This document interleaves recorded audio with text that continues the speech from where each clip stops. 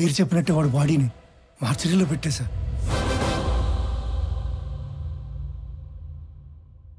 అందరికీ నమస్కారం.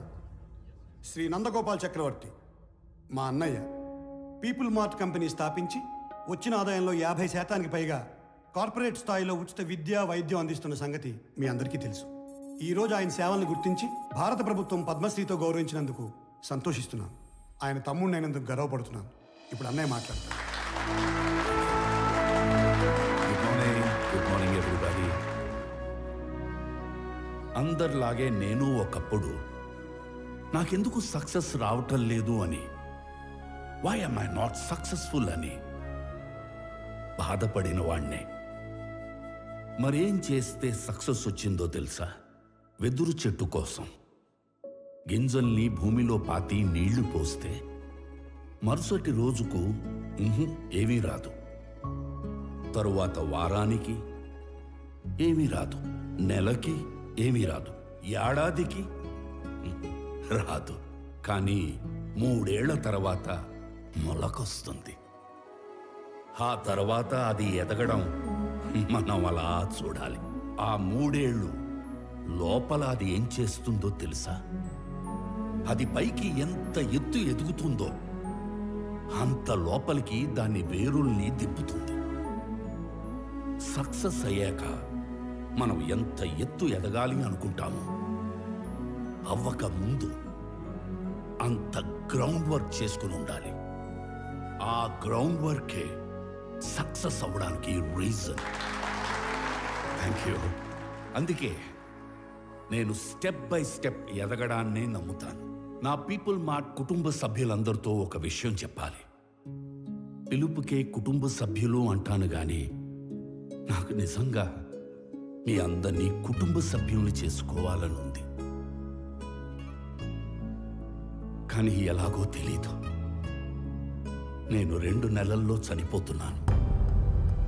I'm suffering with neurodegenerative disease. Doctors maximum 2 నెలలని చెప్పారు. మన కుటుంబానికి పెద్దగా ఈ విషయం చెప్పడం నా బాధ్యత కదా. I'm living happily. I want to die happily. I'm living successfully. I want to die successfully.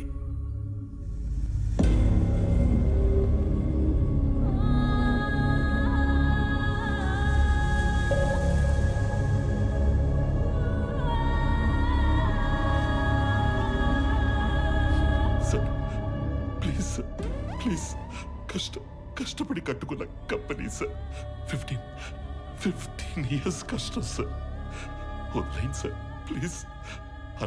అన్నా చెప్పన్నా, నువ్వైనా చెప్పన్నా ప్లీజ్. అన్నా వదిలేనా చెప్పన్నా. అలా ఎలా అడుక్కోమనిపిస్తుందిరా? కాపాడుకోలేని వాడు కింగ్ ఎలా అవుతాడు? Am I right?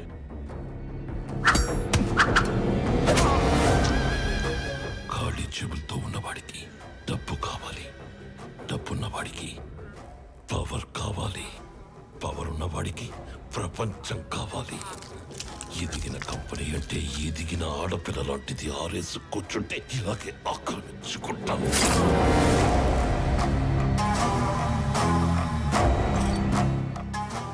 భారత ప్రభుత్వ పద్మశ్రీ అవార్డు గ్రహీత నందగోపాల్ చక్రవర్తి తన పీపుల్ స్మార్ట్ కంపెనీలోని కార్మికులందరికీ కూడా 50% షేర్స్ పంచాలని ఉందని చెప్పారు. నా పీపుల్ మార్ట్ కుటుంబ సభ్యులందరికీ ఒక విషయం చెప్పాలి. 2 నెలల్లో షేర్స్ అన్ని కంపెనీలో పనిచేసే ప్రతి ఒక్కరికి సమానంగా పంచి మిమ్మల్ని అందరినీ నా కుటుంబ సభ్యులుగా చేసుకుంటాను. ఈసారి ఆక్రమించుకోవడానికి రాజ్యం కాదు, ఒక ఎంపైరే దొరికింది. అథర్వా, 2 నెలల్లో వస్తున్న నీ బర్త్డేకి ఏం గిఫ్ట్ ఇవ్వాలా అని చూశాను. Correct gift దొరికేసిందిరా.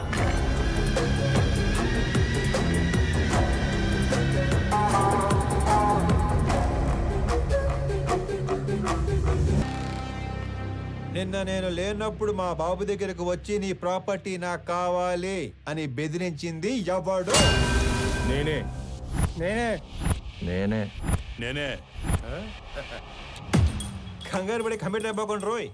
ఇప్పుడు నేను ఒక రౌండ్ వేసుకుంటాను. ఆ తర్వాత ఇదే ఫ్లోలో నేను కాదు నేను కాదు నేను కాదు అంటారు. కాబట్టి చెప్పేటప్పుడు ఒక్కసారి ఆలోచించి చెప్పండి. తర్వాత కొట్టేటప్పుడు నేను అస్సలు ఆలోచించను. అసలు నువ్వు ఎవడి ఏరియాకి వచ్చి రౌండ్ వేసుకుంటానంటున్నావురా నిన్ను?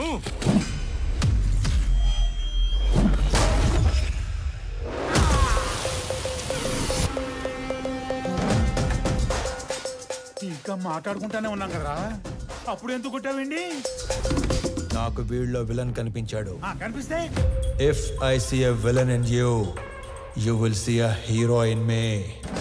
నీలో విలన్ నాకు కనిపిస్తే నాలో హీరోని కనిపిస్తాడు. సో నేను మాట్లాడేటప్పుడు నీలో విలన్ అస్సలు బయట రాకూడదమ్మా. అసలు నువ్వు ఇక్కడి నుంచి బయటకు వెళ్తేనే కదరా. ఇదిగో ఇలాగే విలన్ బయటకు వచ్చేస్తానే.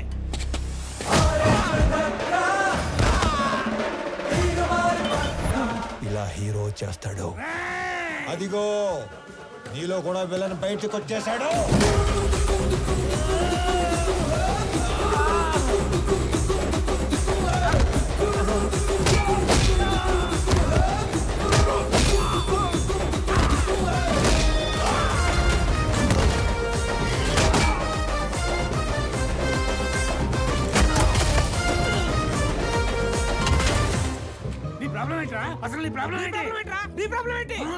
అది కాదన్నా, మనలోంచి విలన్ బయటికి వస్తే అన్నలోంచి హీరో బయటికి వస్తాడని ఆల్రెడీ చెప్పాడు కదా. సైలెంట్ గా ఉండమంటావా? ఇదే ఈ కోపం తగ్గించుకొని సైలెంట్ గా మాట్లాడితే అన్న చాగంటి కోటేశ్వరలాగా చక్కగా సమాధానాలు చెప్తాడు. నీ ప్రాబ్లం ఏంటి తమ్ముడు? అమ్మ పళ్ళు తెమ్మంది. మరి ఫ్రూట్ షాప్కి వెళ్ళాలి కదా. నిన్నెవడో ఇంటికి వచ్చి పళ్ళు గట్టిగా నూరాడంట. ఆడి పళ్ళు తెమ్మంది. అలా పళ్ళు నూరితేనే పళ్ళు రాలిపోతాయని చెప్పింది అక్కడ. నువ్వు ఇంకొంచెం అటు తిరుగు. అసలు నీ సమస్య ఏంటి తమ్ముడు? నాకింకా పెళ్లి కాలేదు. ఇంట్లోనేమో సంబంధాలు చూస్తున్నారు. అందాక నేను పంపమంటావా? నీకు ఆ బిజినెస్ కూడా ఉందా? అసలు నన్ను ఏమనుకుంటాడు వాడు? నన్ను ఏమనుకుంటాను నువ్వు అసలు? హ్యాపీయా? సల్లారిందా? ఇలా దగ్గర నీడు నా జీవితంలో ఇంత క్లారిటీ ఉన్న వ్యక్తిని నేను ఎప్పుడు చూడలేదు. నీకోసం అడగడం సరిగ్గా రాక అన్న మీ దగ్గర పెట్టుపో నవ్వో. ఇంకొంచెం అడుగురు తమ్ముడు. నేను ఎవరినో బెదిరించానన్నావు. రోజు 10 మందిని బెదిరిస్తుంటాం. అందులో మీ నాన్న ఎవరు నాకు ఎలా తెలుస్తుంది నానా? ఒక్క సెకండ్.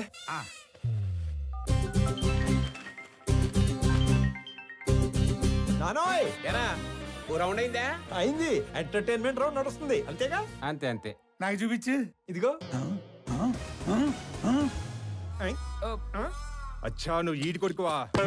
నీ ఫ్యామిలీ మొత్తాన్ని చంపైనా సరే ఆ ఇల్లు లాక్కుంటాం. వచ్చేసాడు. మీ అందులోని విలన్ వచ్చేసాడు. ఒక నీలో తప్ప అందులోని విలన్ వచ్చాడు. ఇక నాలో హీరో బయటకు వచ్చేస్తాడు. పట్టుకో. నీ కొడుకు కొడుతుండే కదా చాలా కాలం.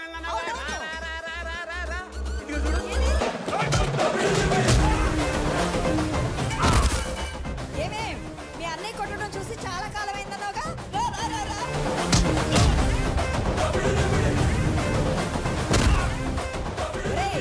ఆ గుండుగాడిని 4 ఎక్కువైరా. నేను చాలా ఎక్స్ట్రాలు మాట్లాడాడు.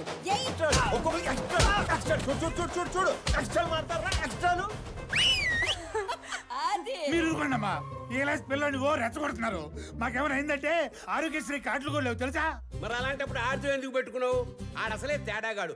ఆడే రెచ్చగొడతాడు, ఆడే కొడతాడు. ఏం చేస్తాం? మా టైం బాగాలే పెట్టుకున్నాం. అమ్మో టైం అంటే గుర్తుకొచ్చింది. ఒరే ఆఫీస్కి వెళ్ళవా? టైం అయింది.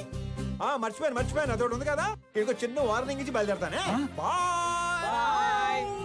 మా నాన్న ఒకటే చెప్పాడు. ఏమని? ఏదైనా గొడవ వస్తే అస్సలు ఆలోచించకుండా ఎరగదీసేమన్నాడు. నేను కామన్ మ్యాన్ కదా. ఇది సరిపోద్దిగా? సరిపోయింది. నవ్వుతూ చెప్పు. సరిపోయింది. ఇంకో సరిపోయిందిగా. Good bye. ఇందాక అమ్మకి వార్నింగ్ ఇస్తానన్నాను కానీ నాకు ఈ డైలాగులే చెప్పి భయపెట్టడం పెద్దగా రాదు.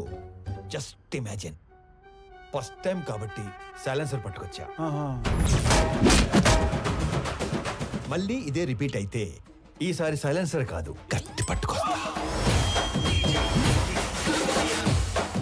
సైలెన్సర్ తో దెబ్బ పడ్డ ప్రతి చోట కత్తితో వేటు పడిందనుకో.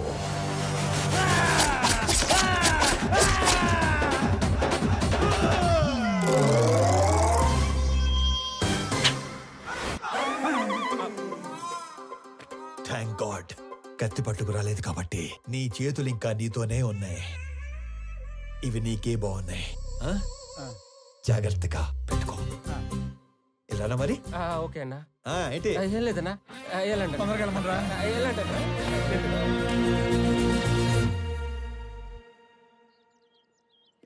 ఆనంద్ ఎక్కడా? రెడీ అవుతున్నాడు.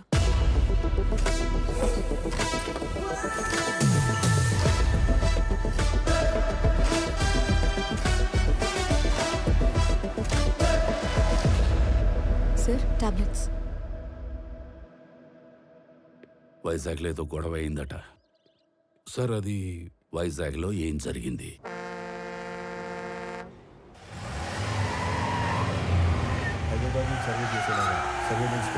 ఆల్రెడీ లైన్స్ తీసుకున్నాం సార్. కనెక్ట్ చేయడం ఒకటే బ్యాలెన్స్. మీరు ఒకసారి వెరిఫై చేస్తే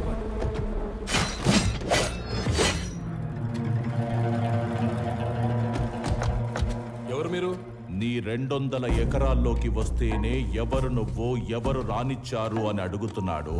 682 చదరపు కిలోమీటర్లున్న నా వైజాగ్ కాన్స్టిట్యున్సీలోకి వచ్చి 1000 మందికి ఉద్యోగాలు, 100 కోట్ల ప్రాజెక్టు కడుతుంటే ఏరియా ఎక్స్ఎమ్మెల్యేని నేను అడగొద్దా ఎవరు నువ్వు, ఎవరు రానిచ్చారు అని? ప్లీజ్ సార్, గొడవ చేయకండి, కూర్చొని మాట్లాడుకుందాం. నేను మాట్లాడడానికి వచ్చాను కాబట్టి నా మనుషులు ఇంకా వెనకే ఉన్నారు, మీరింకా బతికే ఉన్నారు. అది కాదు సార్, నేను చెప్పింది కూడా చెప్పానండి. నేను చెప్తున్నాను, నువ్వు వినో. ఈ కంపెనీ ఇక్కడున్నంత కాలం బిజినెస్ లో 10% నాకివ్వాలి. సార్, ఇది కొన్ని వేల మంది కష్టం. దీన్ని ఎవరికి ఊరికే ఇచ్చి వాళ్ళ కష్టాన్ని అవమానించలేను. I'm sorry sir. 50 Manda?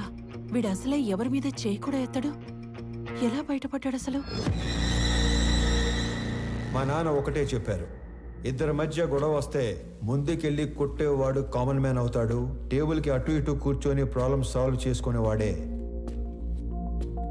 Business man అవుతాడు. నా కంపెనీలో 10% లాభాలు అడుక్కోవడానికి వచ్చిన వాడి కోసం ఆ కంపెనీ ఓనర్ని చంపడానికి వచ్చేంత తెలివి తక్కువ వాళ్ళు కాబట్టే వాడి మిమ్మల్ని పనిలో పెట్టుకున్నాడు. ఏ మాత్రం తెలివి ఉన్నవాడైనా 100 రూపాయలు సంపాదించే వాడి వైపు ఉంటారా, అందులో 10 రూపాయలు అడుక్కోవడానికి వచ్చిన వాడి వైపు ఉంటారా? అండ్ ఆఫ్ కోర్స్ మిమ్మల్ని పోషిస్తాడు కాబట్టి. అది ఎప్పటి వరకు? మీకు రేపు 40-50 ఏళ్ళు వచ్చి ఒంట్లో బలం తగ్గాక అప్పుడు కూడా పోషిస్తాడా? మీకు ఇదంతా మానేసి ఏదో పని చేసుకోవాలని ఉంటుంది, కానీ మీ బ్యాక్గ్రౌండ్ చూసి ఎప్పుడూ పని ఇవ్వడం. నేను ఇస్తా. మీరు గౌరవంగా బతుకుతాను అంటే నా కంపెనీలో మీ అందరికీ ఉద్యోగాలు నేను ఇస్తాను. రోజు 8 గంటలే పని. వాడిలా ఎప్పుడు పడితే అప్పుడు పిలవను. ఇలాంటి వాటికి అస్సలు పిలవను. 60 ఏళ్ళ దాకా పని, దాటాక పెన్షన్. చచ్చేదాకా ఎవ్వడి మీద డిపెండ్ అవ్వక్కర్లేదు. నా కంపెనీకి డెలివరీ బాయ్స్ కావాలి. ఈ ఏరియాలో అణువు తెలిసిన మీకంటే క్వాలిఫైడ్ ఇంకెవరుంటారు? ఆలోచించుకోండి. నాతో కలిసి పని చేయాలనుకుంటే మీలో ఉన్న రౌడీని చంపి నాతో రండి. కాదు, వాడి కిందే పని చేద్దాం అనుకుంటే నన్ను చంపి లోపలికి వెళ్ళండి. వాడేంటో కథలు చెప్తుంటే వింటారేంట్రా? ఏసేయండ్రా.